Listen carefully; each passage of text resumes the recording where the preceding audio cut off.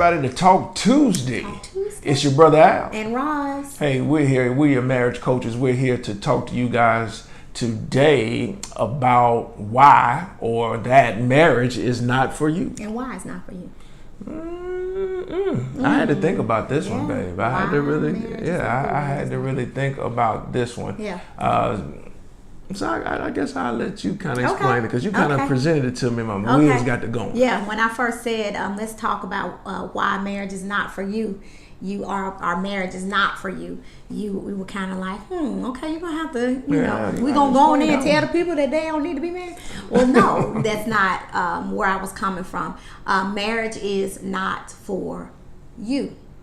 And what I mean by that is marriage is not for, marriage is about sacrificing. Mm-hmm. Marriage is about giving of yourself. Right. It's about commitment. It's about doing when you don't feel like it. Right. So it's not about you, but it's about your spouse. It's about giving to them and making sure that they're good and making sure that they're happy and making sure all of So basically, in other words, selfish people do not need apply. Y'all need to stay single. Stay single. Don't apply. Because marriage is not for you. Mm-mm. And I want to throw this disclaimer out there. Now, we're not saying that you shouldn't be happy. We're not saying that your marriage shouldn't make you happy. Your marriage you should absolutely get something out of your marriage. But that's good, baby. But there's a process to happiness. There's a process, but you also have to understand that you get out of your marriage what you put in your marriage. Wow. Yeah. That's so it's good. not about I'm not saying that you shouldn't reap something from your marriage, but you're only going to reap from your marriage what you sow into your marriage. Right. And here's the thing. Selfish people most times do not sow the right things. No, selfish people most times they just want to reap the benefits, but they don't want to sow. They don't want to sow the work. Right. And so here's what we got to recognize. We got to recognize that the number one menace to oneness in marriage is selfishness. The number one danger to oneness in marriage is thinking about yourself. Right. Taking. Never. Right. So the number one danger to oneness in marriage, because you got to understand, God has called us to be one. Yeah, with Him. The two shall become one flesh. Right. Right. And we understand marriage, a 3-band cord is not easily broken. Right. So there's God, there's the husband, and there's the wife. Right. Those are the 3 bands. Yeah. And those 3 bands intertwined together is not easily broken. Right. But now selfishness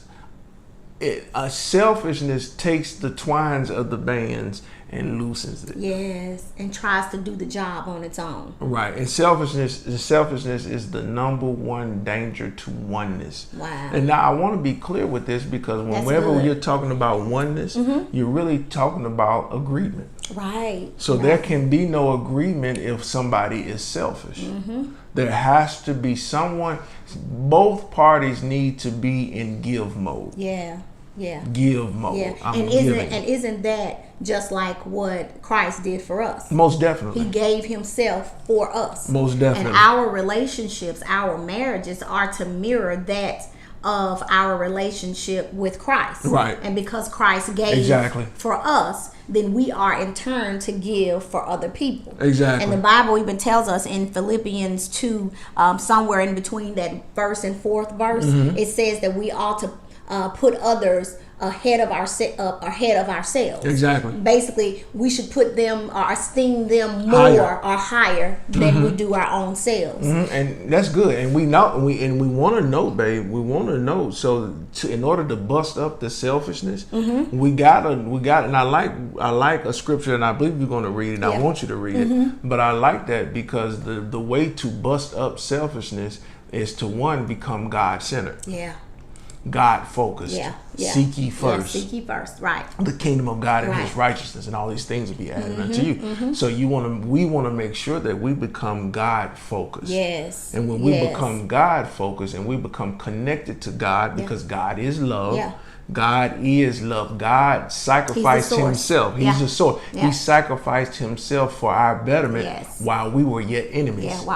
And so because he's the source, we have to be connected to the source in order to bust up selfishness so that we can love our spouses the way they're supposed to be loved. And that scripture that you're talking about or referring to is in Matthew 22, somewhere in between. I don't have my phone with me right now to read it exactly, but it's the 22nd chapter, somewhere between 36 and 40. Someone asked Jesus, what's the greatest commandment? Use the text, baby. Use the text. He says, what's the greatest commandment? And then he responds, he says, well, the first and the greatest is that you love the Lord thy God with all your heart, with all your soul, all your strength. So basically everything that you have, you are to love God with that. And that's the first and greatest. That is the first. So initially, like you said, we are to seek God first. We are to put God first. We are to love God first because God is love. When we love God, that means we connect to God. We connect to that source, and now we become the conduit or the vessel that love can flow through. Yes. And it goes into that second part of the scripture that says, now, the second command is like the first one. Right. That you show love that you love your neighbor like you love yourself. Exactly. So if basically what that scripture says to me is that the way that I treat my spouse is evident to how I feel about myself. Come on, baby. It's evident to how I feel about God. Right. So it like trickles down. If I don't love God, then I can't love myself and I can't love my spouse. Come on. When I love God, I can love my spouse, who is my neighbor, my closest neighbor. Who is your spouse is a joint heir with you. Yeah. We sleeping together every night. You my neighbor. That means that once I connect to the love of God and I'm loving God and God is loving me, then he shows me how I'm to love myself, and then I can in turn allow that love to flow to my spouse. Exactly. And so, but it all starts with God, because again, here's the thing: it's impossible to walk in selfishness and walk with God. Absolutely. It's impossible because God is in the business of people. Yeah. And so, and a selfish person is not about people. A selfish person is about self-preservation. Yeah. And so when you walk with God, God now, as you said, is your source. And because God is your source, he enables us now, and he gives us a love. Yeah. It's not a love that you have. He teaches us a love. It's not a love that you have to work hard to produce. Right. It's just because you're connected to the vine. Yeah. And his love automatically flows through us when we're connected to him. That enables us not to be selfish. Right. That enables us to love our spouses the way that they should be loved. Right, and it also teaches us how to love the right way. Yeah. Because I think for a lot of us, we misconstrue. Is that the right word? We misconstrue what love is because of the experiences that we've had. And so once we connect to the real source, once we connect to what love is for real, then we are able to love without being selfish again and all of those things, and love the way that God has called us to, and not under conditions. I'm gonna love you as long as you treat me right. Right. That's selfishness. That's selfishness. Right. Because again, it goes back to self-preservation. Exactly. Because as long as you're doing me right and you're doing what I want you to do, I love you. Then I'm gonna love you. Right. But he says God commended his love towards us while we were yet enemies. So even if we are disagreeing, and the disagreement may be intense, that never justifies me mistreating and stepping out of love. Yeah. It never. So I can never become motivated by self. Yeah. Because if I do that, now I've stepped out of love. Exactly. And now I become impatient. Yeah. Where love is patient. Yeah. You become unkind. I become unkind where love is kind. Yeah. So we have to make sure that we have a strong relationship with God. Yes. Because he is the source, and that source enables us to love others. Yeah. And one of the things I was reading as we were preparing for tonight's topic, and one of the things that I read was somebody, and I don't remember who wrote it, so I'm going to say it anyways, but it is not my quote. It is somebody else's quote. They said, marriage will cost you something. And they go on to say, but it's not, you when you initially think about that, you think about, okay, the wedding is going to cost. We're going to have to buy this. We're going to have to buy that. But no, marriage is going to cost you something. Right. And what marriage costs you is yourself. It causes you now to sacrifice your own self, your own personal happiness, with an understanding that if I'm willing to sacrifice my own personal happiness and sow that into my spouse, whatever you sow, that's what you're going to reap, right? So I don't have to worry about if it's going to come back around or not if I sow it. Right. So I can now step away from what I want and do for you what you want, because now or what I need. Or what you need, exactly. And I can sow that into you, because that will come back to me. Exactly. So we want to make sure, note this as well. Selfishness never equals agreement. Right. Selfishness never equals agreement. And because selfishness is the number one danger to oneness in the marriage, oneness means, again, being in agreement. There's agreement there. And so what happens is if selfishness comes in, it tears down agreement. Right. And if we don't agree, we can't get anything done. Right. Yeah. If we do not agree, we cannot get anything done. So we have to fight hard and stay aware not to become selfish. Yeah. Because self-centered. Because a healthy, happy marriage is supposed to produce good things. Yeah. Where selfishness, you're not allowed to do that. Right. You're not. It's impossible to do that. Right. So we want to make sure but baby, there was something that we said and something that we talked about that I want to bring this up, and you kind of talked about it. But the more selfish you are, the less you realize it. Yeah. The more selfish you are. Yeah, you said that earlier, and initially I didn't really see that. Yeah, we were talking about it. Because you said earlier, I said that I think that people know when they're selfish. And that may be the case. And I do think that they do, to a certain extent. But as we continue to talk, I realized that I didn't find out about a lot of areas or a lot of ways that I was selfish until we got married. And then you went on to say that the more selfish you are, the harder it is for you to see. And I can see that. Yeah, because one of the things about selfishness, selfishness comes out of the root of pride. Yes. And one thing about pride is very deceptive. Yeah, he's a very good disguiser. Yeah, and you don't know really, and I think maybe is it that maybe people really don't understand that selfishness will not produce really what they want. I think they really understand that. I really understood that. And I didn't either. Yeah. I didn't, because there were some areas that I was selfish in as well. Yeah. That we had to come to terms with. We had to come to Jesus. We had to come to Jesus. A lot of them. And so we had to come, and you let me know. Yeah. And then, through prayer and reading of the word, God let me see myself. Yeah.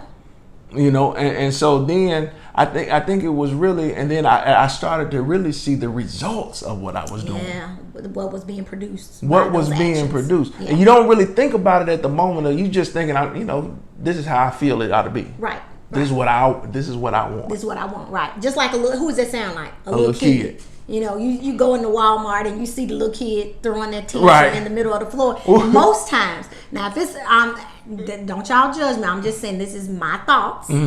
Now, most times, if that would have been my kid, that ain't gonna produce nothing that they want. Oh no. They gonna get something, but it ain't gonna be what they want. So I'm just saying.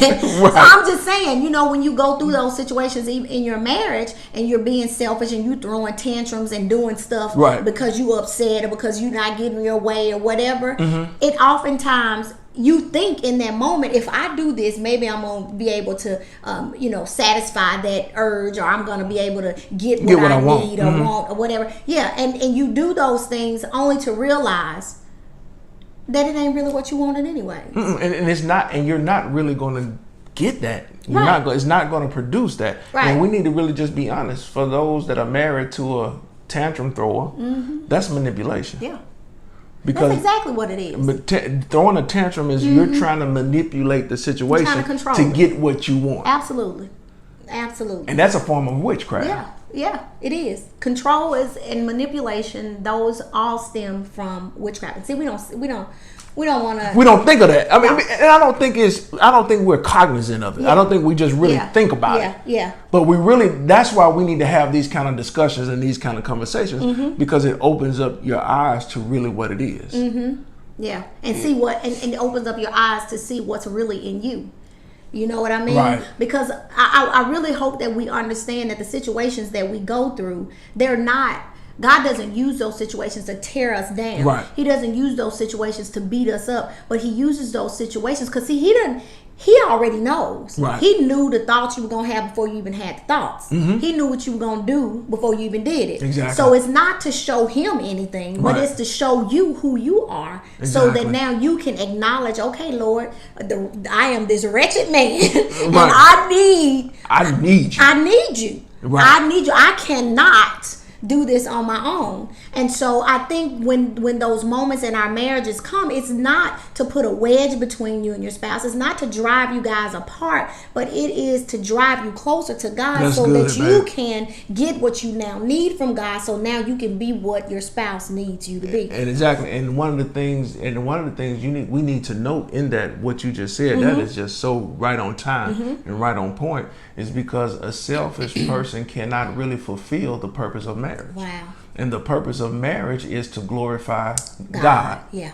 And it is actually a mirror of God in the church. So why do you think the devil fights marriage is so hard? Yeah. Because he wants to mar the image of God in church. He wants to bust that up. He wants to bust that up. He wants so we can't, in selfishness, we cannot glorify, we cannot carry out divine purpose. Yeah, that's good. In our marriage. Yeah, and that's the number one reason, if you're getting married for sex, money, and all that, those are selfish reasons to get married. Yeah, and you soon realize that when you get married, and the honeymoon is over and the sex ain't there every night no more, or you get married and the money now starts to be a little funny, and so now you starting to like, okay, well, this the whole reason I got married, and it ain't working. So now what do? You go into self-preservation mode. Self-preservation. And you say, okay, well, I ain't happy, so I am getting a divorce. Right. I don't want to be with you no more because you ain't giving me what I need. Right. But when you get married with the understanding that marriage is not for me.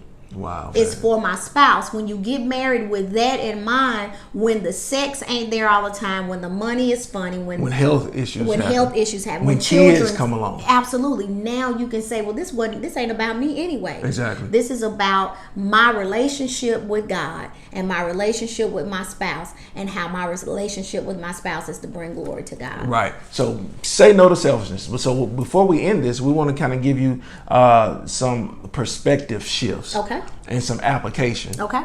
To help us, avoid being selfish. All right. So it starts with perspective. Okay. It starts with perspective. So we have to always remember that everything that we're doing, so that we won't become selfish, that everything that we're doing doesn't come from us.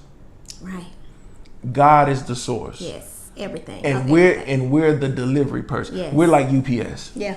We deliver the package. We deliver, yeah. And I've never seen a delivery person receive a thank you. Right. Well, sometimes they receive. Well, I mean, but I'm talking about a gift or something they're doing their job. They're doing their job, right. Absolutely. You see what I'm saying? Yeah. So what we're doing as spouses, the gift, every good and perfect thing comes from above. Yeah. Yeah. You see what I'm saying? So we deliver God's grace to our spouse. Right, we carry that. We carry the mercy of God to our spouse. Yes. We carry the love of God to our spouse. That keeps you humble. Yeah. Because what we're delivering don't even belong to us. Wow, that's good. So we always have to remember we are the delivery person. Well, we carry the faithfulness. We carry the faithfulness, the consistency, the stability, the commitment of God. Because everything comes from Him. Yeah, that's good. And so we're just the delivery person. Yeah. And in that being the delivery person, you got to always understand that there is a source. Yeah. God is the source. God is the source. That's going to have to be. You got to have a perspective. I'm just the delivery person, and the number two perspective is God is the source. Yeah. And then the way we apply this is don't stop giving or don't stop delivering. Yeah. Don't get weary in well doing. Don't For in get due due season, season. in God's timing. Yes. If you keep giving, if you keep doing delivering, doing what is right. yeah. Eventually, in God's time, when it's your season, then You'll reap. You'll reap. If you didn't quit. Yeah. You see But what I'm saying? oftentimes, y'all, we quit because why? That's the test. Because we get tired.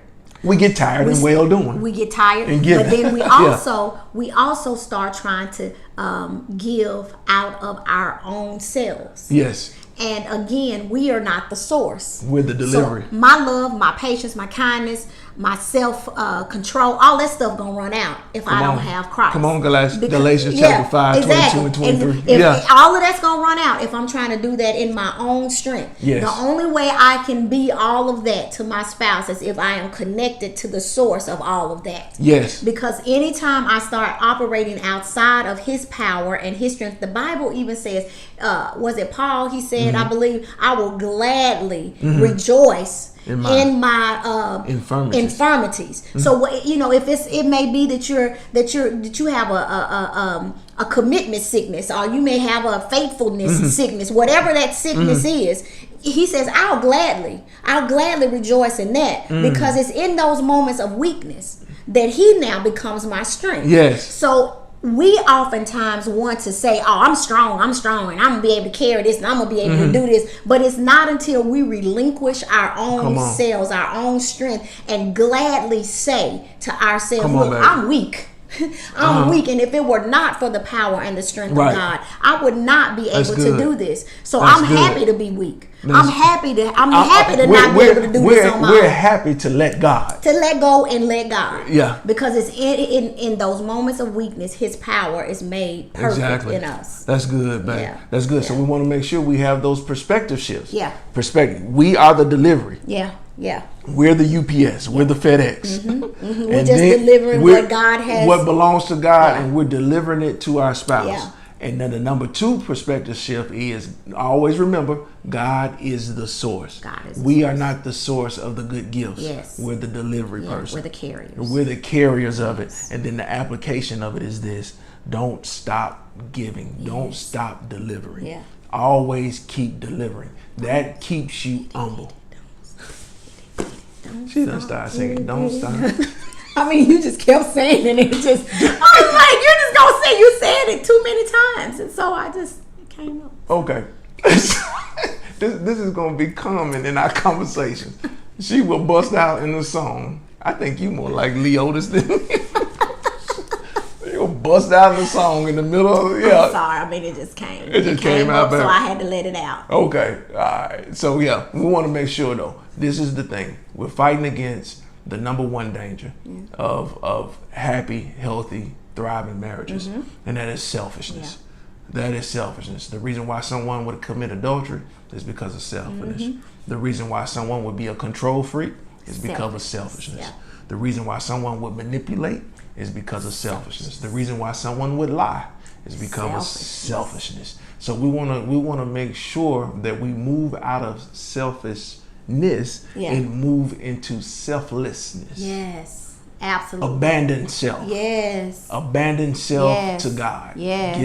Abandon self to God, and then God gives us the strength. He gives us everything we need to be selfless to our spouses. Absolutely. That's good. That's good? That's good. All right. So it's what we'll do. Hopefully that was a blessing to you. Tune in. We're going to be doing other videos. Again, this is, we do what's called Talk Tuesday. Yes, on Talk Facebook. Tuesday. We do it on Facebook. On Facebook every Tuesday at 7:02. At 7:02. 7:02. So if you are on Facebook, we would love to have you join into the discussions on Tuesdays at 7:02. If not, then you can look for the kind of the summary video here on YouTube. So we hope that this has blessed you. Like, share, and comment. Even subscribe to the channel and turn on those little notifications. So every time we do a video, you'll be notified. Most definitely. So this is your brother Al. And Ron. We are your marriage coaches. We're helping you formulate. I like that. Oh, I like that too. We're helping you formulate. Say that again. We're helping you formulate game plan for winning. Happy.